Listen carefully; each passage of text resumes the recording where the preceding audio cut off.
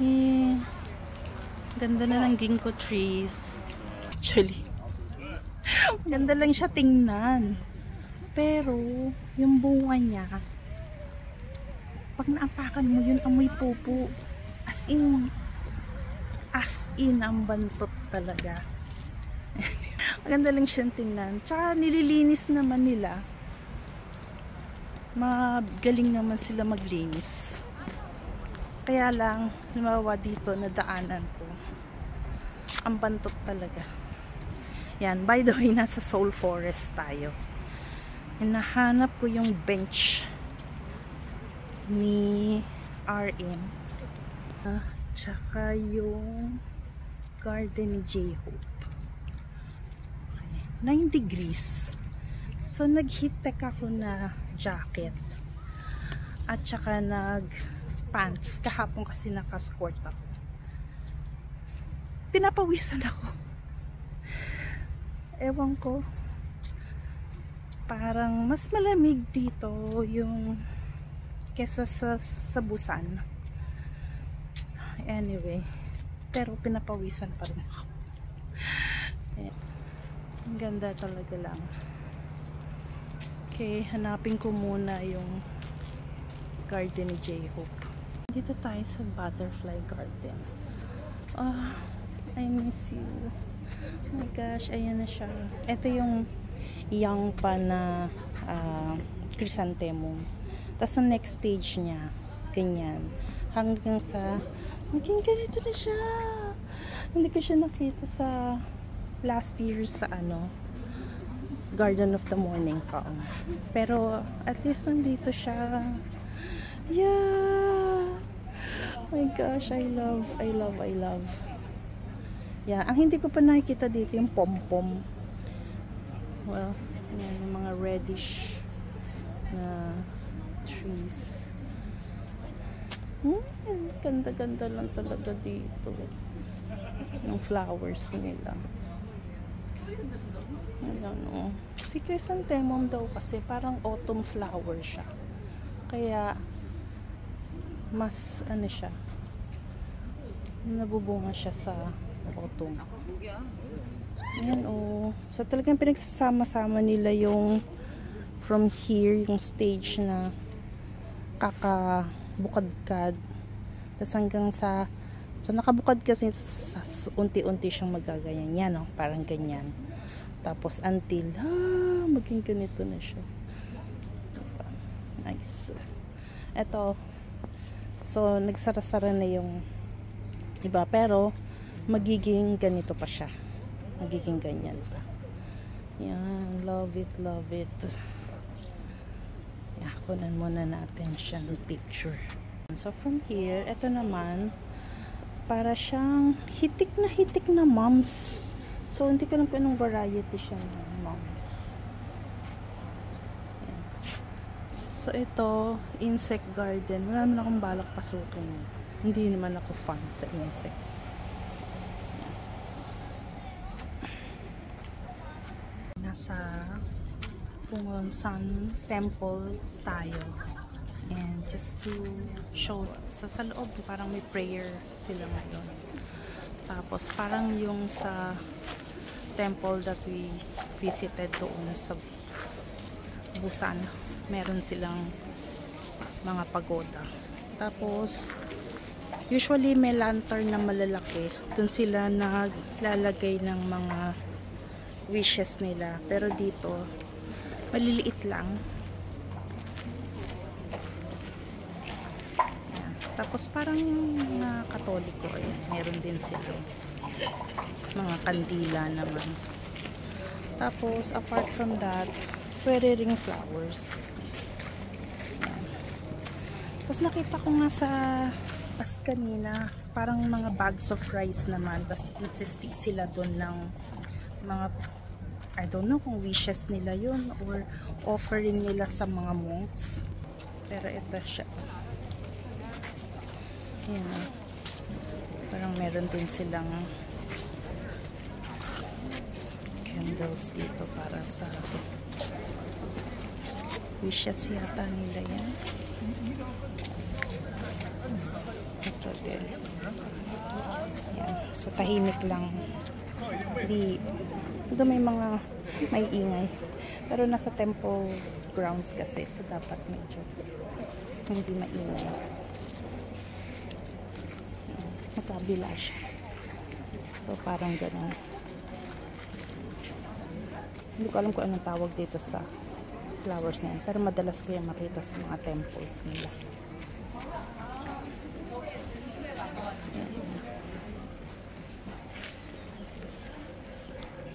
Against the light lang. Ay, sorry. Itaewon right now. Ito ang vibe dito. So, ganitong panahon ko gusto pumunta para wala pang tao. Kasi pagdating ng gabi to, inuman place to eh. So, hindi ko masyadong bet. Pumunta lang ako para lang makita. Like, I've been to Korea for like, how many times? 5 times na. 5th time na yata. And yet, hindi ko pa ito nararating. So, ito siya. Well, yeah, puro siya talaga. Izakaya is inuman yan sa Japan. So, I think some yung ano nila operating hours magsa-start ng 6 o'clock or 4 o'clock. Okay, nandito naman tayo sa War Memorial Museum of Korea. So, ito daw tower na to. It symbolizes the image of a bronze sword and the tree of life. Yan. So, yun daw, bronze sword represents time-honored history and the warrior spirit. Yan. Tapos, yan. So, ayun dun sa dulo yung parang US aircraft. So, syempre, andyan yung statues ng members ng different countries, soldiers ng different countries na tumulong doon sa Korean War. And sa pagkakatanda ko last year nung pumunta tayo sa isang museum din, nandoon yung flag ng Philippines and nandoon yung mga pinadalang soldiers ng Philippines to help out. Oh, ayun, may Philippine flag nga doon. Yan. So, let's try kung makakalibre tayong pagpasok. Pero pag mag-ticket, abort ulit. Parang kanina sa National Museum of Korea. So, kinunan ko lang yung where BTS performed noong 2020, yung class of 2020. Tapos, konting picture lang. Tapos, malis na ako kasi may bayad ang entrance. Okay, so dito sana wala.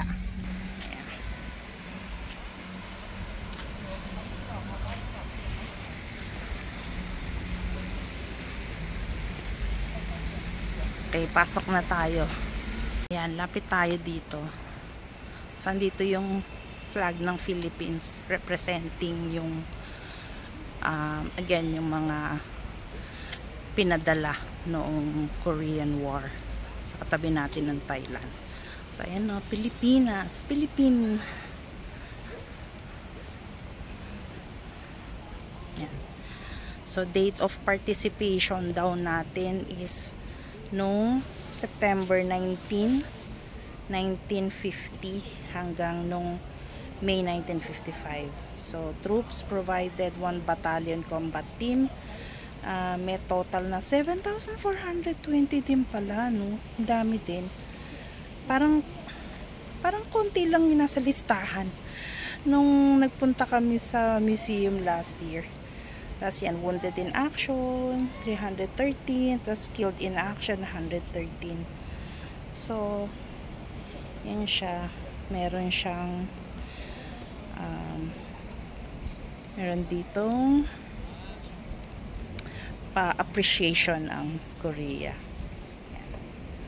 Okay, so ang katabi naman natin yung France. Mas nauna sila. Pero mas marami tayo kasi parang 3,400 lang sa kanila. Pero ang wounded in action nila, mas madami. Sa atin, 313 lang. Diba? Ang galing ng Pilipinas. Galing ng Pilipino. Tapos ang Thailand, halos kasing dami natin. Pero 3 ships yun sa kanya, no? Saan galing yun sa atin? Tapos wounded in action 1,000 plus. So, sa atin ng konti, no? Pero maganda naman yun. So dito, yan. So, ang Pilipinas ang unang bansa sa Asia na nagpadala. Oh, tayo pala yun.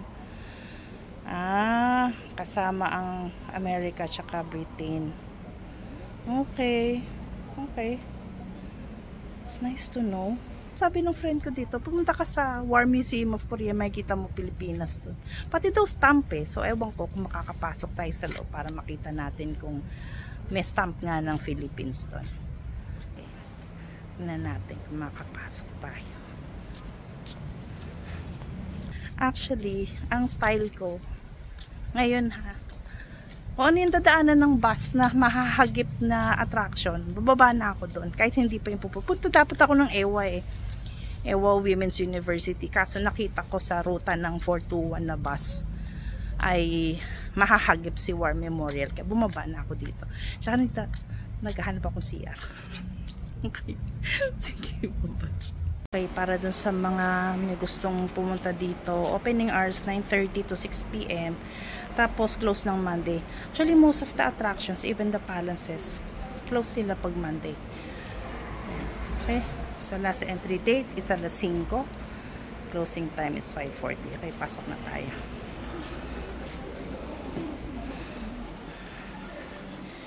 Tingnan natin. Mukha namang free.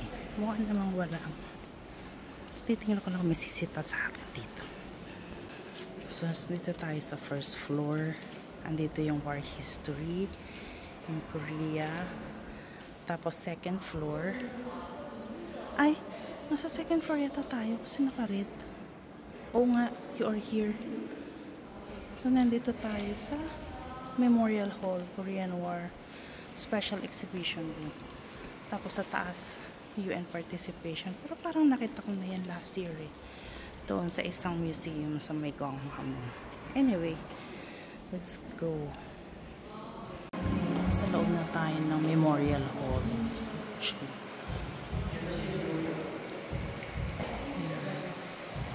So, meron sila dito. Candles.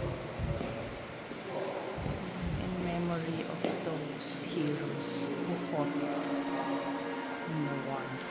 Tapos, meron dito. Okay, pa-explain natin sa kanya. English.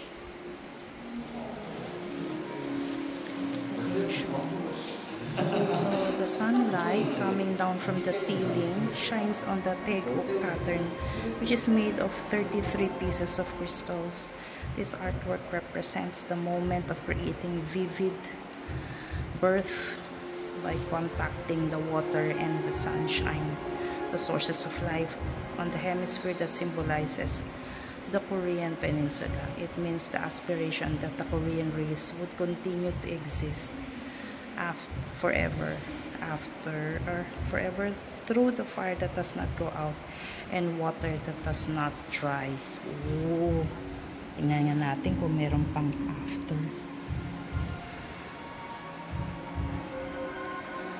The heritage of patriotism defended fatherland.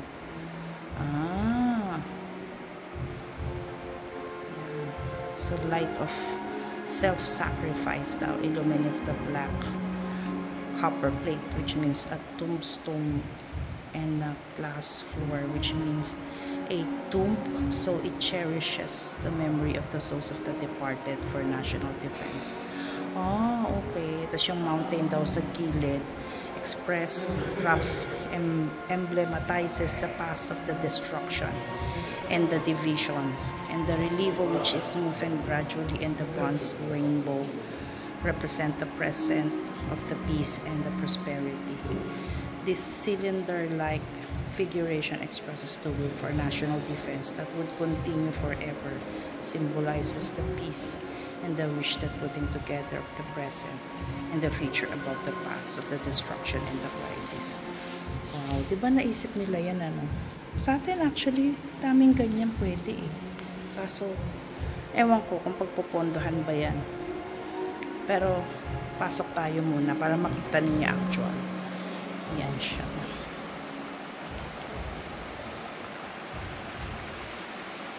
So, from here, on the side, yan yung parang mountain na sinasabi.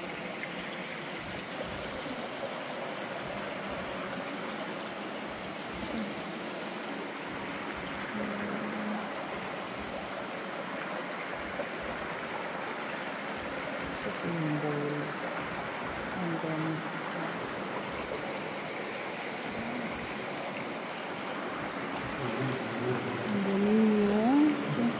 sunlight na directly bumabagsak dito sa bowl. Nice. Ito na explain. Sa atin mo nang ganyan. Pero napaka-hitik din ng history natin. Sayang lang, hindi na pupundahan ang maayos. Actually nasa EWA Women's University ako. So dito yung popular shooting location to eh. Love alarm. Yan, ayun ang natatandaan ko. Pero okay.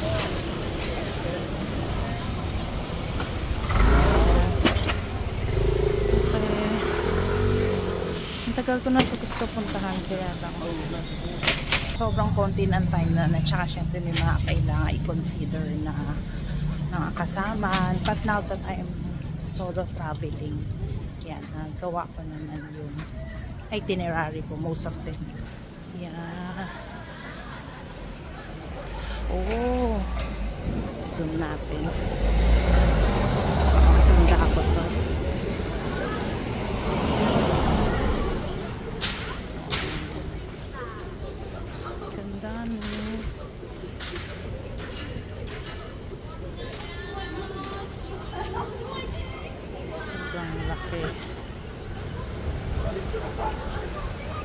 Santa Rec. Oo, natatandaan ko to. Parang dito. Love alarm.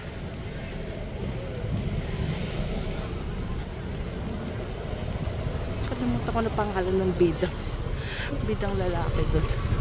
Actually, mas tumanim sa akin yung kontrabida. Si Song Kang ba ang love alarm? Si Song Kang yata, no? Ayan, akit tayo dun sa taas kasi ando dun yung entrance talaga.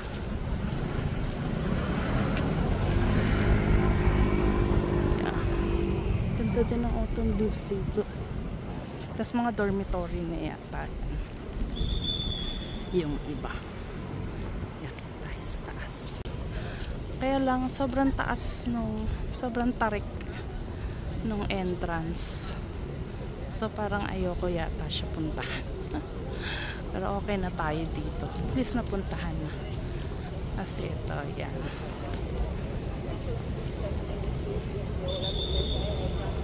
So marami sila pang buildings eh. Marami pang, alam ko, nandun din yung ibang location na sinutingan. Yan. So pababa yan. So ang hirap din siyang babae na takyatin. Pagod na ako. Oras na ba? 5:30 dito.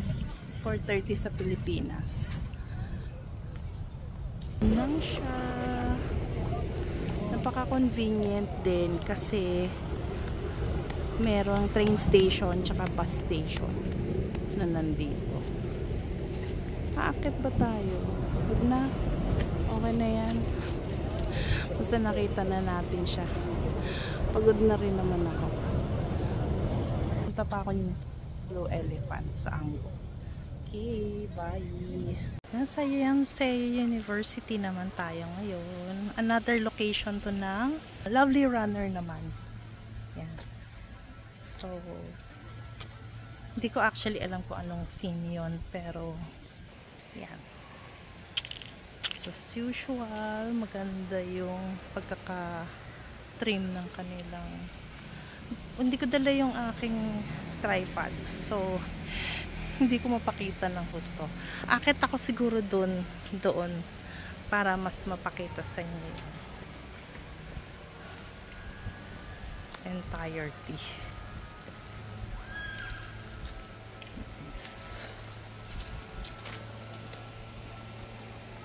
Okay, that's the 360 degrees. Medyo may kalayuan baba ko from church.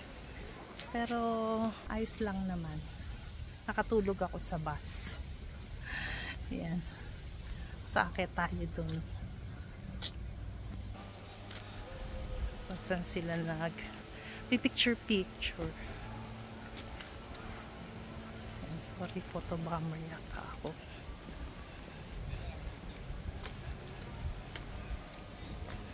Okay.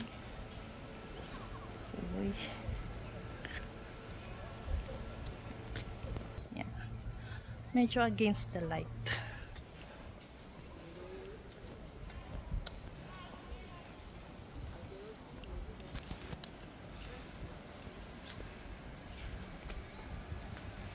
Muna tayo dito. Kaya lang ang araw. Ayun, doon.